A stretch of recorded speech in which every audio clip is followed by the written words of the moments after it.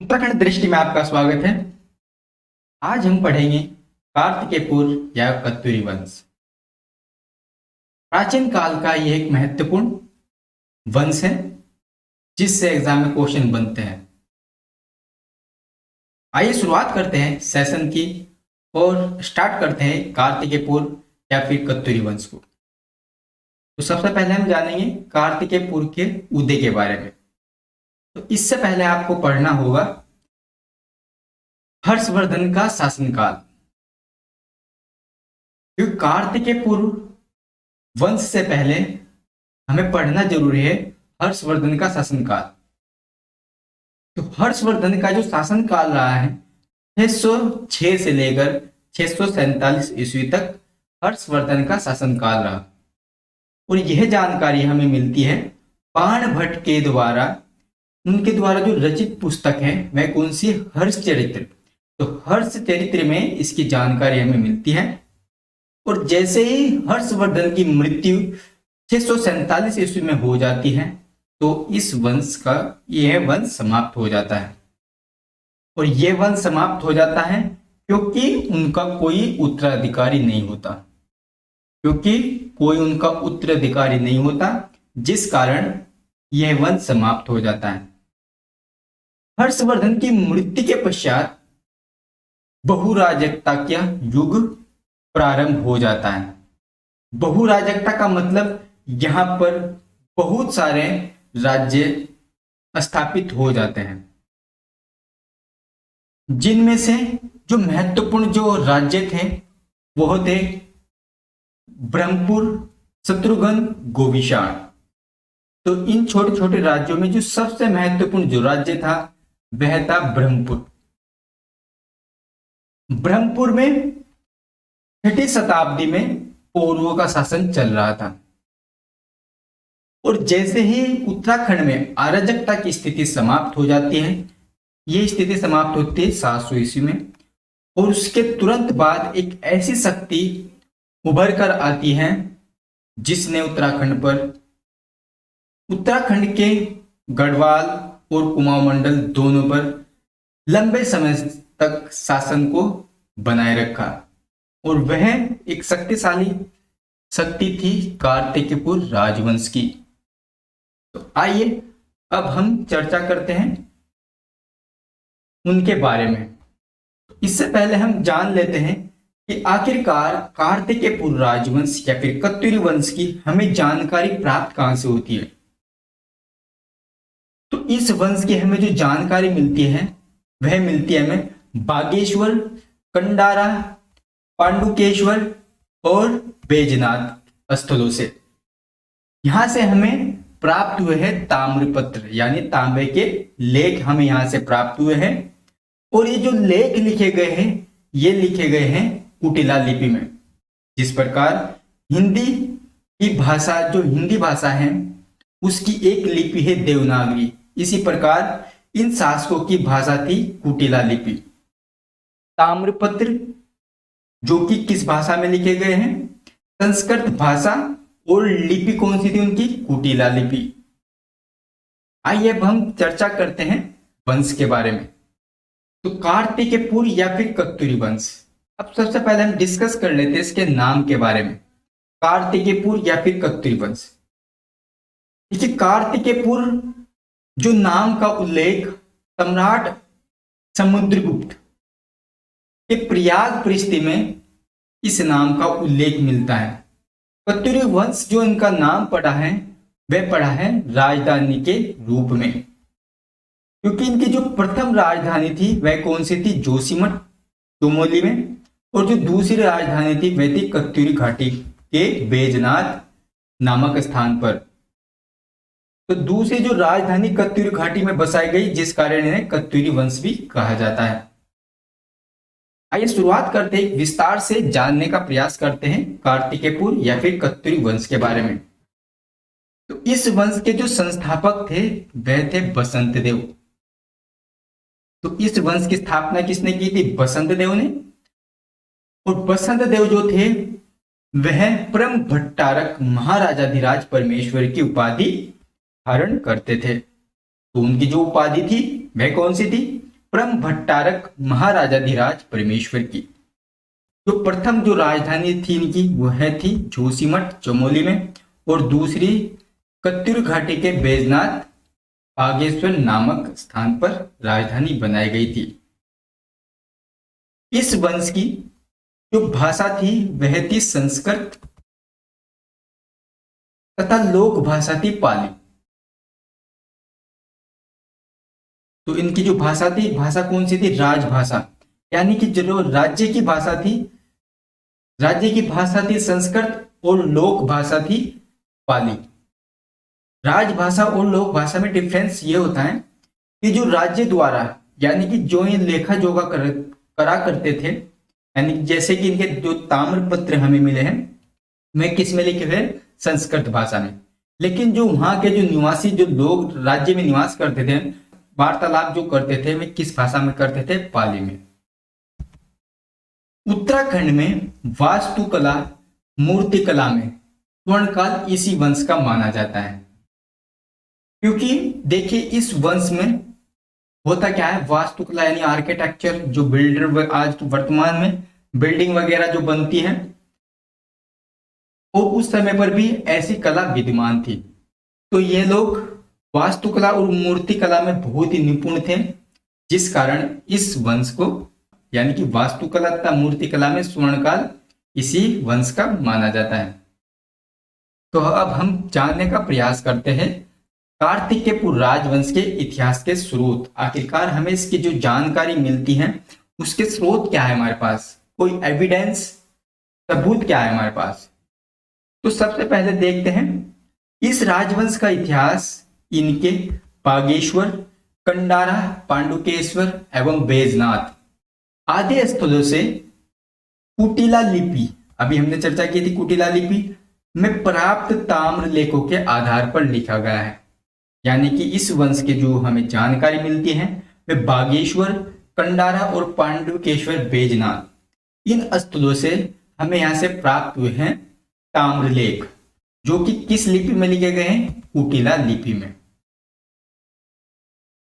इन्हीं प्रमाणिक साक्ष्यों के कारण इस राजवंश को उत्तराखंड का प्रथम ऐतिहासिक राजवंश माना जाता है। इसी प्रमाणिक साक्ष्य के कारण इस राजवंश को उत्तराखंड का प्रथम ऐतिहासिक राजवंश माना जाता है। देखिए कुमाऊं सबसे पहले जो इन्होंने अपनी जो शक्ति स्थापित की थी वह कुमाऊं में स्थापित की थी, और बाद में इन्होंने अपने विस्तार को, अपने राज्य के विस्तार को बढ़ा लिया था, और इन्होंने अपनी शक्ति को कुमाऊं और गढ़वाल दोनों ही मंडलों में स्थापित कर लिया था। कार्तिकेयपुर राजवंशों में 3 से अधिक परिवारों या फिर वंशों ने शासन किया। तो कार्तिकेयपुर जो राजवंश है इसमें 3 से अधिक परिवारों ने शासन किया। वह राजवंश कौन कौन से थे, खरपर देव वंश, निम्बर वंश और सोलड़ा द्वितीय वंश।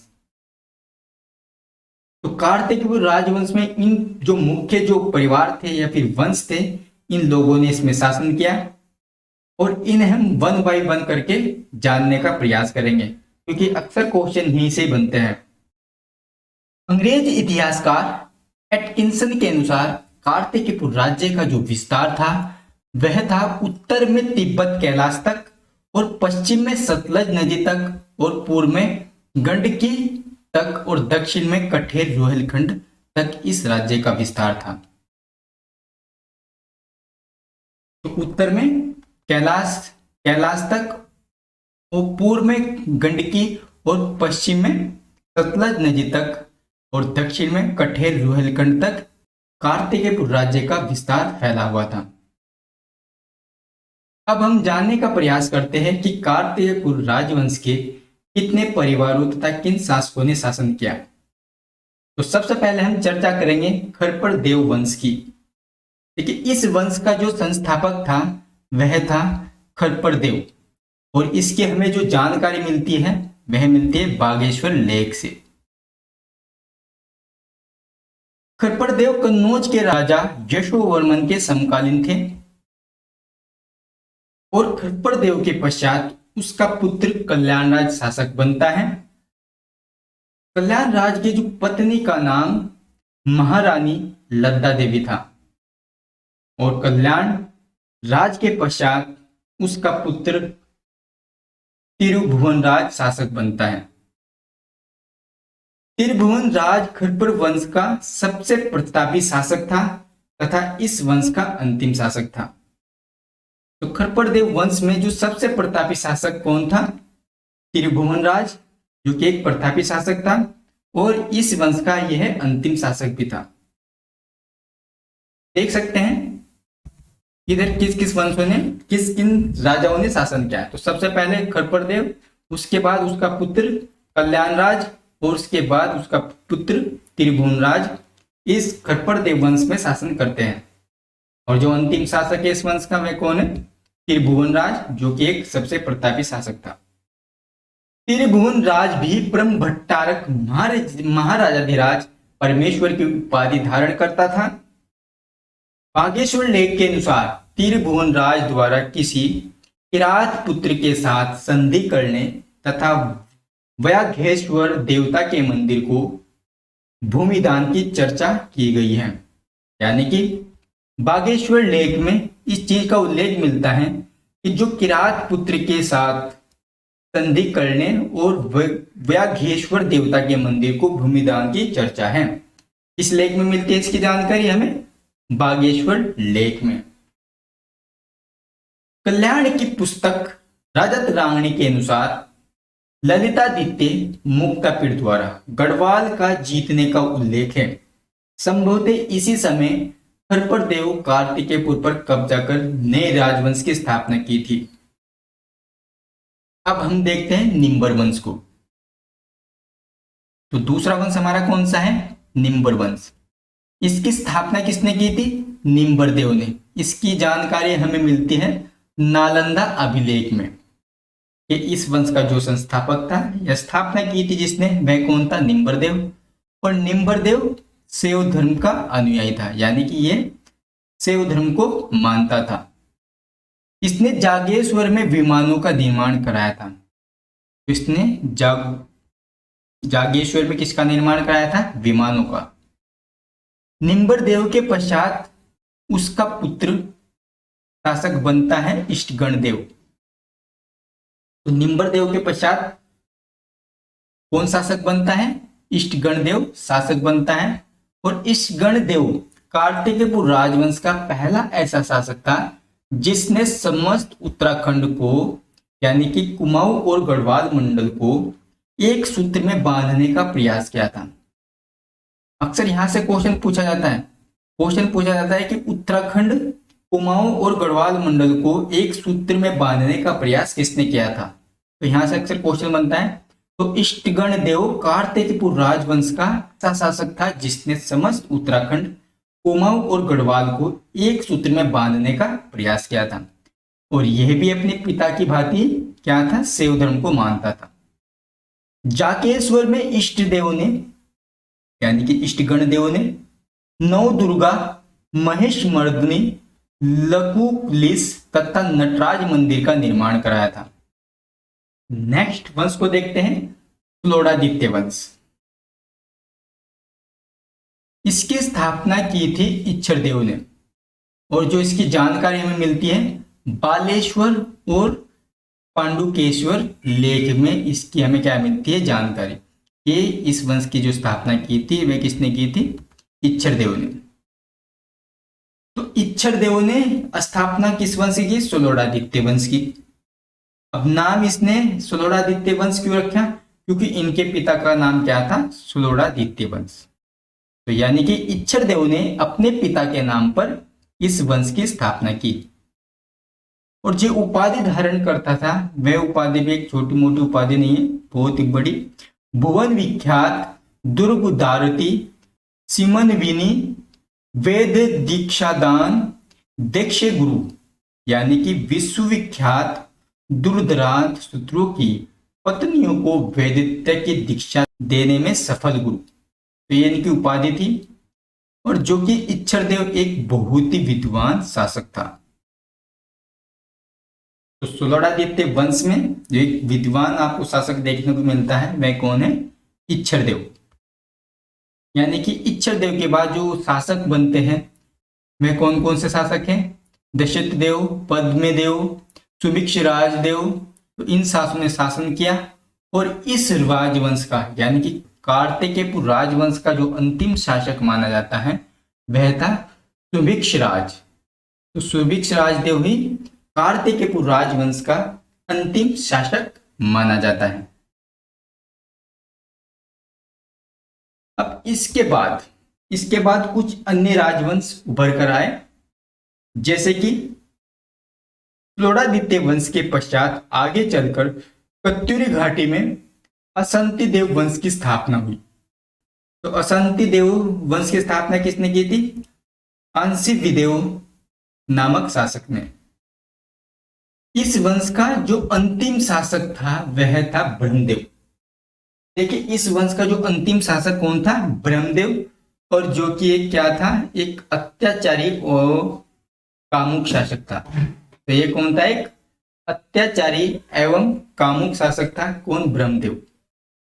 और जागरों में इसे क्या कहा गया है? वीरमदेव या फिर वीरदेव कहा गया है। ठीक है, इसी के कारण यही एक ऐसा शासक है जिसके कारण इस वंश का पतन हो जाता है। यानी कि कार्तिकेय राजवंश का जो पतन होता है एकमात्र शासक है ब्रह्मदेव। इसी कारण इस वंश का क्या हो जाता है? पतन।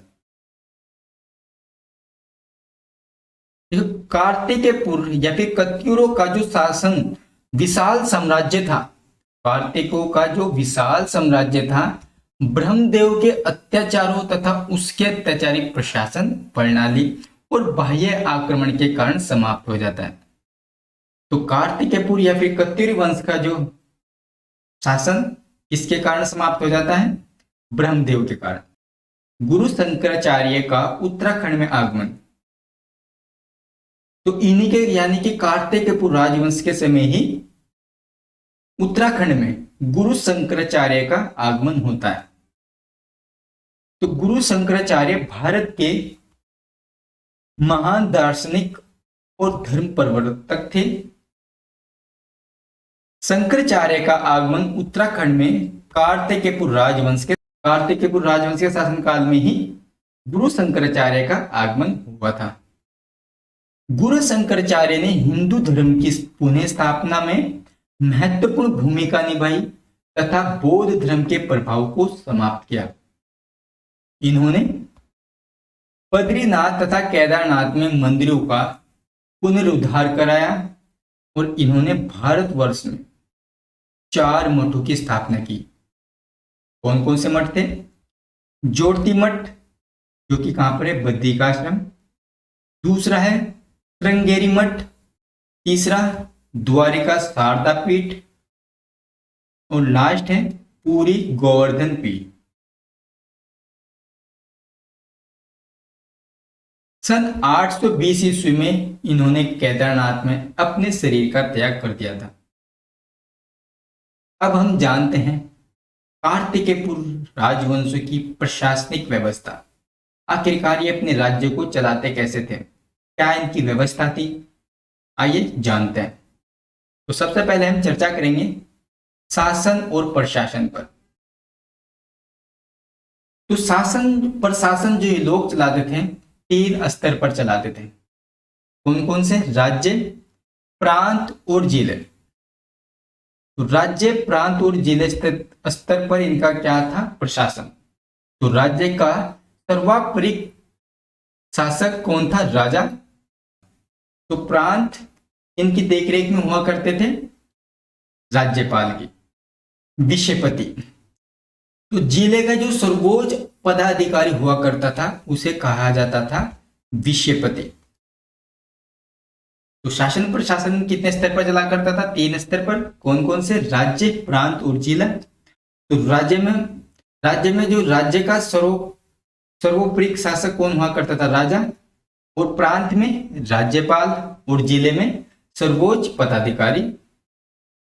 अब हम देखते हैं पदाधिकारी, यानी कि जो बड़े बड़े पद हुआ करते थे उनके अधिकारी कौन हुआ करते थे? प्रांतपाल। जो प्रांतपाल हुआ करते थे उनका कार्य था सीमा की रक्षा करना। तो यानी कि आप कह सकते हैं ये आर्मी थी, जैसे वर्तमान में हमारी आर्मी है जो कि सीमाओं पर रक्षा करती है। तो प्रांतपाल का जो कार्य था वह क्या था? सीमाओं की रक्षा करना। दूसरे अधिकारी हुआ करते थे घटपाल। घटपाल का कार्य था गिरि द्वारों की रक्षा करना। और एक तीसरा था वर्मपाल। ये लोग क्या करते थे? सीमावर्ती भागों में आने जाने वाले व्यक्ति पर निगाह रखते थे। तो आने जाने वाले व्यक्ति पर निगाह कौन रखते थे? वर्मपाल। नेक्स्ट है नरपति। नरपति का क्या कार्य हुआ करता था? नदी घाटों पर आगमन की सुविधा व कर वसूली करना। तो नरपति का कार्य हुआ करता था नदी घाटों पर आगमन की सुविधा व कर वसूली करना। अब हम देखते हैं सैन्य व सैन्य अधिकारी। कार्तिकेय राजवंश जो था एक बहुत ही शक्तिशाली राजवंश रहा है। तो शक्तिशाली राजवंश रहने का कारण क्या था? तो उनका एक प्रमुख कारण यह था कि उनके पास एक बहुत अच्छी सेना। और सेना कितनी प्रकार की थी? 4 प्रकार की। पहली सेना कौन सी थी? पदातिक सेना, यानी कि पैदल सेना। जैसे वर्तमान में भारत में आर्मी है जो कि स्थल सेना है। तो उनका जो सेना नायक हुआ करता था, यानी कि कमांडर, तो पदातिक सेना का जो कमांडर हुआ करता था वो हुआ करता था गोलमी। दूसरा है अश्वारोही सेना। अश्व यानी कि घुड़सवार सेना। तो घुड़सवार जो सेना का जो सेना नायक हुआ करता था वह हुआ करता था अश्व बलाधिकृत। और तीसरा है गजारोही, यानी कि हाथी पर सवार सेना जो हुआ करती थी। तो गज यानी हाथी। इसका जो प्रमुख सेनापति हुआ करता था सेना नायक हस्त बलाधिकृत। और नंबर 4 उष्टरोही सेना। उष्टरोही यानी ऊंट पर सवार सेना। इसका सेना नायक कौन हुआ करता था? उष्ट बलाधिकृत। तो कार्तिकेयपुर में ये 4 प्रकार की सेना हुआ करती थी, पदातिक, अश्वरोही, गजारोही और उष्टरोही। और जो तीनों प्रकार की रोही जो आरोही सेना थी, इनका जो पदाधिकारी हुआ करता था वह था हस्त्याश्वोष्ठ बलाधिकृत। तो तीनों प्रकार की सेना का जो सर्वोच्च पदाधिकारी था वह था हस्त्याश्वोष्ठ बलाधिकृत। इन्हीं सेना के कारण इनका एक लंबे समय तक शासनकाल रहा है। और इन्होंने इन्हीं सेना के कारण ही उत्तर और दक्षिण में आक्रांताओं को पराजित किया था। अब देखते हैं कार्तिकेय राजवंश की पुलिस विभाग के अधिकारी। जैसे वर्तमान में हमारे जो पुलिस विभाग के अधिकारी हैं, ऐसे ही इनके पास भी ये व्यवस्था थी। तो दोषापराधिक अधिकारी। तो दोषापराधिक अधिकारी का कार्य था अपराधी को पकड़ना। तो ये क्या काम करा करते थे? जो भी अपराधी हुआ करते थे उनको जो भी सजा दिया करते थे वे कौन थे? अपराधी, दोषापराधिक, यानी कि अपराधी को पकड़ने वाला। दूसरे प्रकार के जो अधिकारी थे वह थे दुसाध्य साधनिक।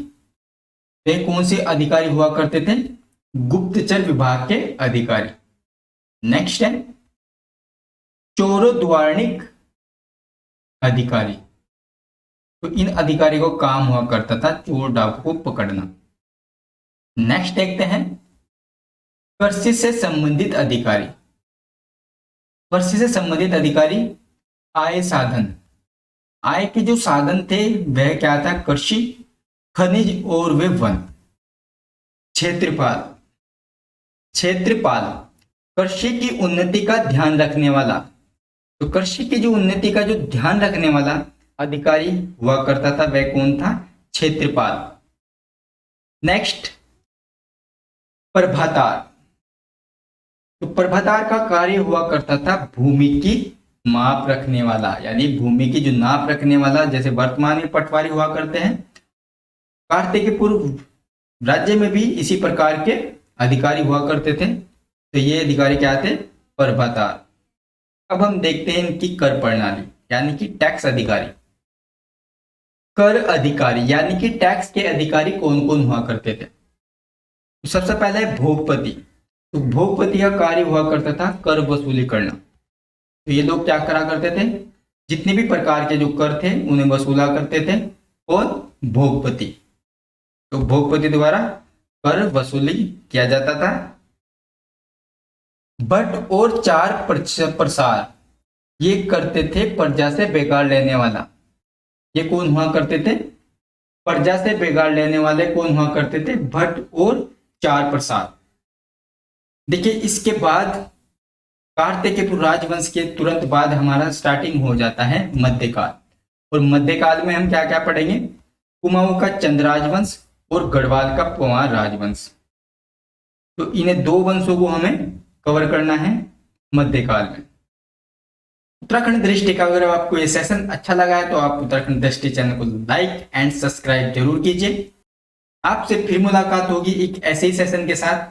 तब तक के लिए नमस्कार।